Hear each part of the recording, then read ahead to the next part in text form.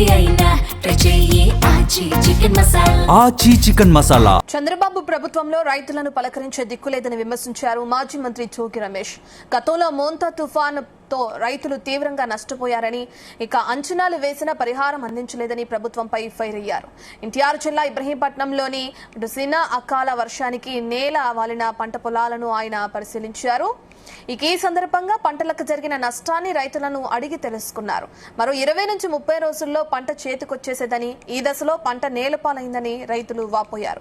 ఇప్పటికే పంటకు పెట్టుబడిగా 50,000 నుంచి 60,000 రూపాయలు అయిందని, ఇక కౌలు మరో 30,000 కలుపుకుంటే ఎకరానికి ఇప్పటికే 90,000 నుంచి 1,00,000 వరకు పెట్టుబడి పెట్టినట్లు రైతులు తెలిపారు. ఎరువుల ధరలు పెరిగాయని, రైతులకు గిట్టుబాటు ధర మాత్రం పెరగటలేదని వాపోయారు. గత వైఎస్ఆర్సీపీ ప్రభుత్వంలో పంటలు నష్టపోతే పరిహారం అందించారని జోగి రమేష్ తెలిపారు.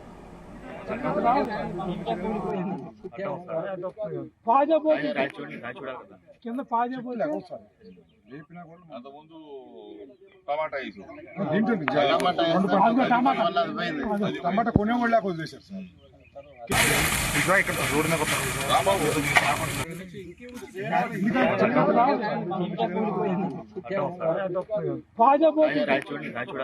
కింద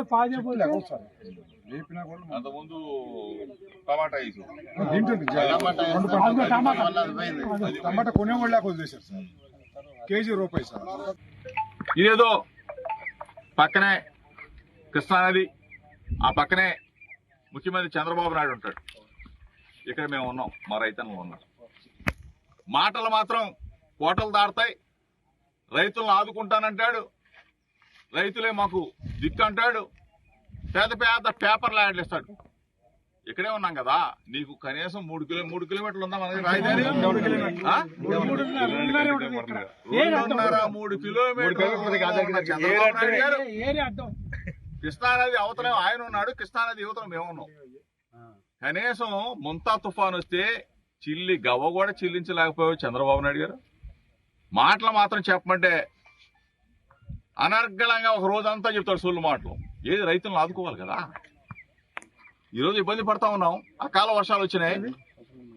పంట చేతికొచ్చే పరిస్థితుల్లో, ఎకరానికి 1,00,000 రూపాయలు చేతికొచ్చే పరిస్థితుల్లో రైతులందరూ కూడా నష్టపోతే మొక్కజొన్న, మునగ, ఆకుకూరలు, కాయగూరలు అన్ని కూడా నష్టపోయి రైతులు దీనావస్థలో ఉన్నారు.